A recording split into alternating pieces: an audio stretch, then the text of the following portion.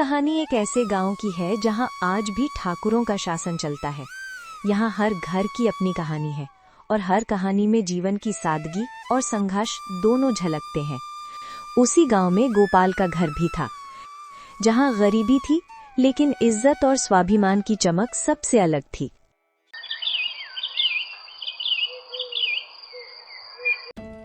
अरे बेटा रामू, कब तक सोएगा? तेरे बापू कब के उठ गए? माँ, थोड़ा अभी और सोने दे और रोज रोज एक ही बात मत किया कर। बात ना करूं तो क्या करूं बेटा?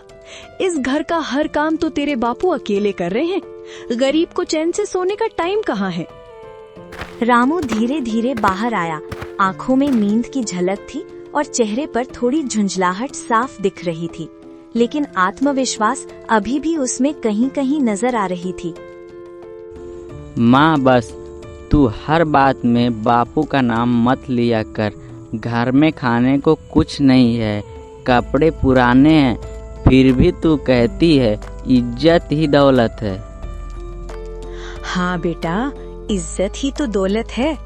गरीब की सबसे बड़ी ताकत उसकी इज्जत है। पैसा आए या ना आए, अगर इज्जत बची रहे तो इंसान कभी गरीब नहीं होता। पास वाले घर से गुलाबो मिट्टी के घड़े में पानी भरने आती है। उसके पुराने कपड़े थे, लेकिन चेहरा साफ सुथरा और सच्चाई से भरा हुआ था। राम राम बसंती, आज फिर ठाकुर के आदमी तालाब से पानी भरने नहीं दे रहे थे। कह रहे थे तुम गरीब हो, पानी पर तुम्हारा हक नहीं है। फिर वही बात, अरे तालाब तो पूरे गांव वालों का है, ठाकुर का थोड़ी। कौन सुनेगा बहन? जिस घर में मर्द नहीं होता उसकी आवाज कौन सुनता है? दोनों महिलाएं चुप हो गईं। बसंती के चेहरे पर चिंता झलक रही थी। मत डर गुलाबो, मेरे पति ठाकुर से बात करेंगे। वो किसी का अन्याय नहीं सहते और सच की ताकत झूठ और डर से बड़ी होती है। उसी समय ठाकुर रणवीर सिंह घोड़े पर सवार होकर गली से निकलता है। बड़ी मूछें, आंखों में घमंड। सिर्फ उसके आने से ही गांव में डर फैल जाता।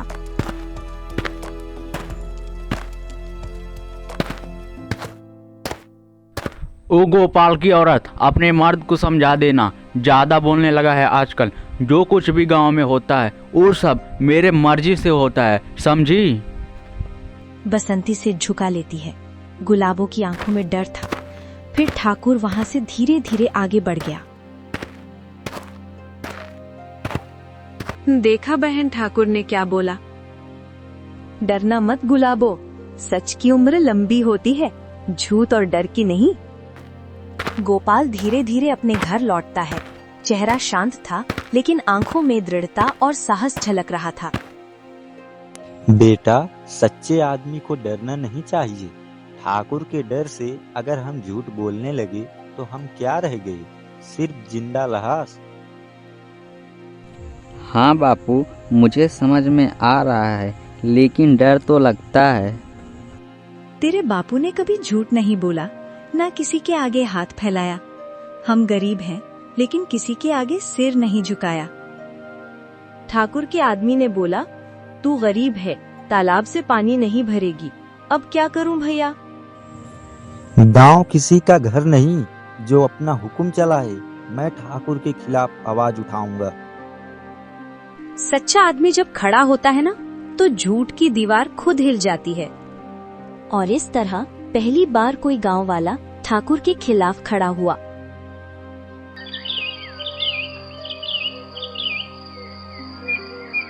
अगली सुबह घर के आंगन में बसंती चूल्हे के पास बैठी खाना पका रही थी और गोपाल बागल में बैठा अपने विचारों में खोया था। रामू, जल्दी उठ, आज दिन लंबा है और काम भी बहुत है। तुम्हारे बापू गांव के लोगों की मदद करने जाएंगे।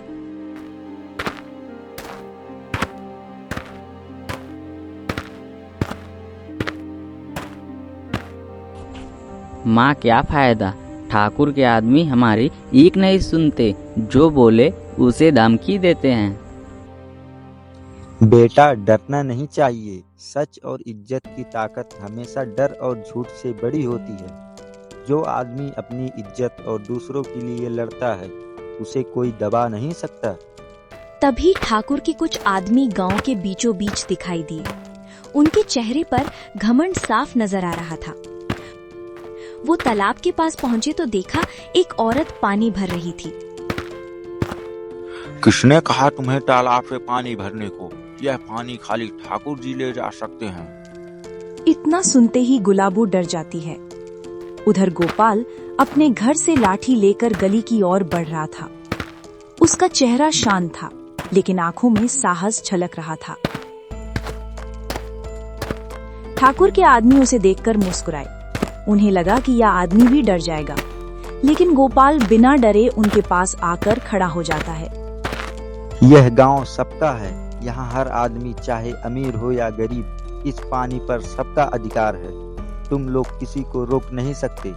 अगर ऐसा करोगे तो इसका जवाब तुम्हें देना होगा। ठाकुर के आदमी हंसे, लेकिन उनकी आंखों में चिंता भी थी। गांव के लोग धीरे धीरे इकट्ठा होने लगे।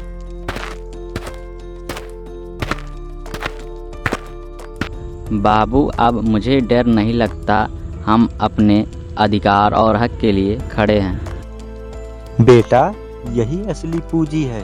पैसा कभी मिलता है, कभी नहीं, लेकिन इज्जत हमेशा रहती है। हाँ हाँ, हम लड़ेंगे।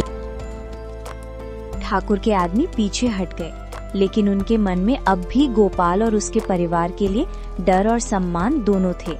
बच्चे और बूढ़े सभी ने देखा कि साहस और सच की ताकत क्या होती है। देखा बेटा, गरीब का मान ही सबसे बड़ी दौलत है। इसे कोई छीन नहीं सकता। हाँ माँ, अब मैं समझ गया। दौलत सिर्फ पैसे में नहीं, इज्जत में है। अगले कुछ दिनों में गांव की गलियों में धीरे धीरे गोपाल और उसके परिवार की सच्चाई और साहस की चर्चा होने लगी। गुलाबो अब बिना डरे तालाब से पानी भरने लगी। पहले वो डरती थी, लेकिन गोपाल के साहस और गांव के लोगों के समर्थन ने उसे भी विश्वास दे दिया था। कुछ दिन बाद गांव में ठाकुर रणवीर सिंह अपने आदमी के साथ फिर दिखाई दिया। उसके चेहरे पर पहले जैसा घमंड नहीं था। उसने देखा कि गांव के लोग अब गोपाल और उसके परिवार की बात सुनते हैं और उनका सम्मान भी करते हैं। ठाकुर ने महसूस किया कि डर और दबंगई से किसी की इज्जत बढ़ नहीं सकती, बल्कि सच्चाई और साहस से उसे हमेशा बढ़ाया जा सकता है। देखो, यह गोपाल और उसका परिवार, इनकी बहादुरी और साहस के आगे मैं भी झुक गया। आगे से गोपाल और गांव के लोगों को कोई भी परेशान नहीं करेगा। इतना कहकर ठाकुर और उसके आदमी वहां से चले जाते हैं। माँ, अब मैं भी अपने हक के लिए पूरे मन से लड़ूंगा। अब डर से कभी पीछे नहीं हटूंगा।